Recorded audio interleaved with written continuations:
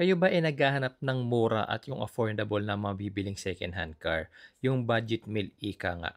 Kung tutuusin, kayang-kaya ko naman kayong hanapan at bentahan ng ganong klaseng unit. Kagaya na lang nitong na-check ko kahapon na 2019 Nissan NB350, actually sa presyo niya, pasok na siya sa mga medyo tight ang budget. Kung titignan nyo pa nga dito sa labas ng sasakyan, mukha namang siyang okay, di ba? Mukhang makinis, mukhang maayos at mukhang walang malaking problema itong van na ito. Pero panoorin nyo yung video natin today para malaman ninyo bakit may mga sasakyan na kahit pareho naman ng year, model at variant, merong mas mura at merong mas mahal.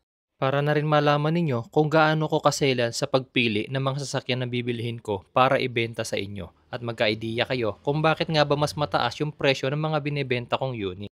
Kasi kung habol ko lang kumita, kahit na pangit na unit pa yan o may mga problema, ibibilhin ko. Ang mahalaga, kumita ako. Pero ang gusto ko kasing ibenta sa inyo guys, yung quality at yung siguradong hindi nyo pagsisisihan kahit ilang taon nyo nang nabili yung sasakyan.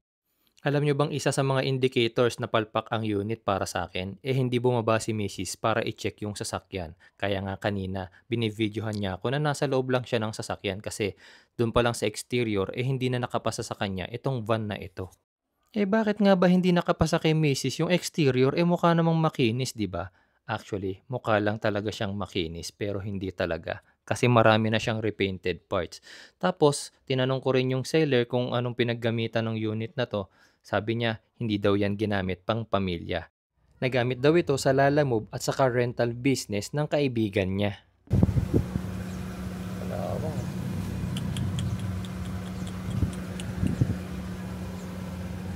Grabe. Palitan na lahat ng gulong. Repaint na rin.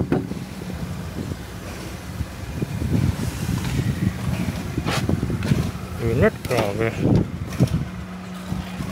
Engine bay. Pero sabi dito, 59,000 pa lang yung mileage niya.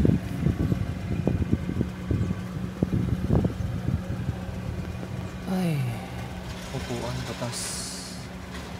Dahil ng tapal ng upuan.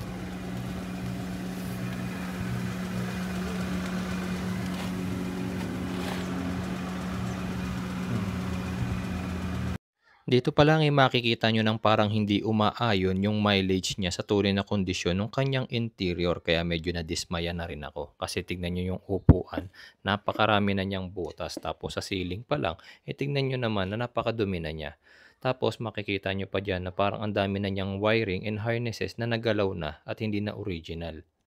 Heto nga at makikita ninyo kung gaano naka-spaghetti yung mga wirings niya rito na kahit siguro beginner o kahit wala kayong kasamang mekaniko, medyo madidismaya kayo pag nakita ninyong ganito na yung wiring nung sasakyan na bibilhin nyo.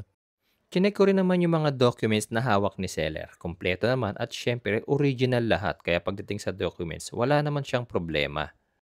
Pero dahil na nga rin sa nakita nating kondisyon ng sasakyan, kahit okay pa yung kanyang documents, syempre hindi natin yan kukunin. O kahit na malayo yung ating pinuntahan, galing pa tayo ng Quezon City tapos pumunta kami ng Kawit, Cavite, uuwi lang kami na walang dala.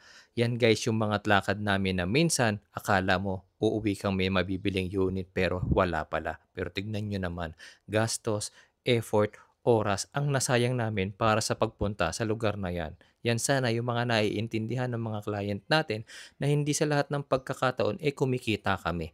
Madalas kasi guys, puro palpak din yung mga nakikita namin na unit. Siyempre, yung gastos nun, isipin nyo rin naman, di ba?